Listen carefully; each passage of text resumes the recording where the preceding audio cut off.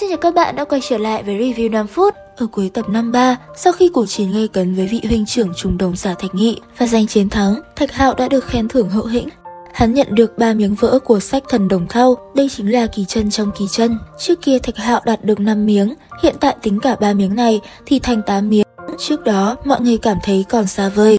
Hiện tại khoảng cách của 10 miếng đã rất gần. Sách quý Đồng Thau, 10 miếng gộp lại, tục truyền chính là một môn bảo thuật thái cổ trí cường. Thế nhưng Thạch Hạo đang bị trọng thương, đây chính là một cơ hội tuyệt hỏa. Trên người hắn tổng cộng có tới 8 miếng Đồng Thau, có thể nói là một thần tàng gì đó. Giá trị cỡ này khiến nhiều người tham lam mà bí quá hóa liều. Thạch Hạo đứng trong sân thi đấu, cảm nhận được một vài khí thế chẳng chút hữu nghị gì cả. Thế nhưng hắn lại chẳng sợ hãi, ánh mắt lấp lóe. Nếu như có người ra tay, cũng không ngại một lần nữa đại khai sát giới. Thạch Hạo tranh thủ chữa trị lại vết thương của mình. Thời khắc này, toàn bộ thân thể đều phát sáng, dường như hóa thành một lò thần bất hủ, tỏa ra kim quang nóng rực. Đó chính là thần lực đang cuồn cuộn trào dâng.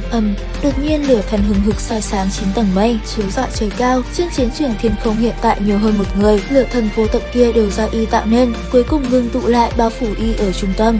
Sau một khắc, tên kia phóng thẳng công kích về phía Thạch Hạo. Khí thế ấy vô cùng bá đạo, chỉ riêng một đòn này cũng khiến người ta kinh sợ. Bất giác làm cho thân thể của nhiều người như muốn nứt ra. Thạch Hạo mày kiếm rực thẳng, đồng dạng cũng đưa bàn tay tới, trực tiếp hóa thành một chiếc lư đồng đối chọi lại.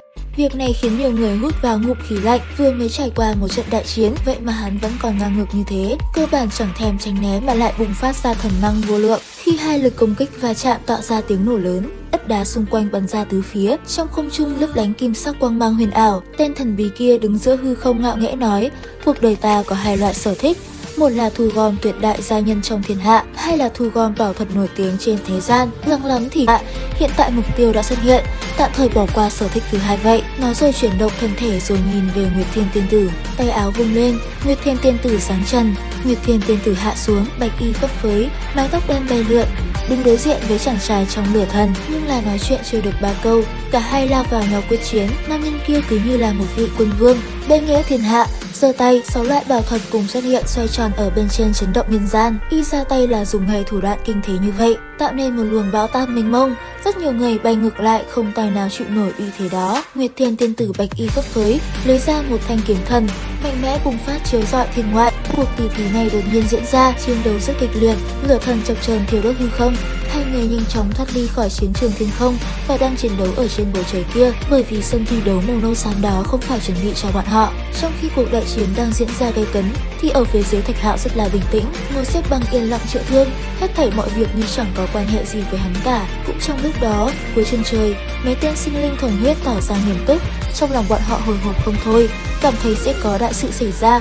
Bọn họ hiểu vị đại nhân này hơn phân nửa là muốn đâm thủng trời, nhưng cảm thấy có một hồi bão táp vô cùng kinh khủng sắp sửa xảy ra. Thạch Hạo ở phía dưới bị lộ ra bảo thuật côn bằng, hơn nữa hắn còn sở hữu vô số chân bảo quý giá. Nhân lúc hắn bị thương, nhiều người đã bắt đầu nhắm tới. Trung lão chuẩn bị động thủ, tìm cơ hội lấy mạng tên nhóc này, không thể để cho nó sống tiếp được. Tích Hỏa bà nói nhỏ, ánh mắt rất lạnh lẽo. Nơi đây sôi sục, thế nhưng những người ra tay đều là đám tôn giả cáo giả, không ai dễ dàng đi mạo hiểm, tất cả đều thừa dịp loạn mà ra tay, tạo thành uy hiếp vô cùng đáng sợ cho Thạch Hạo. Thân thể Thạch Hạo bị thương không tiện cho việc kéo dài đại chiến, khống chế 4 kích chu tước thái cổ hóa thành một con thần tước hình người, bùng phát ra ánh lửa.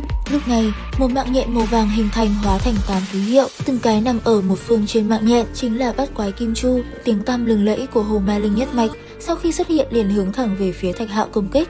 Xung quanh Thạch Hạo hiện lên 10 tòa động thiên, sau đó dựng lên thần quang vô tận, đan dệt thành hoa văn cổ xưa.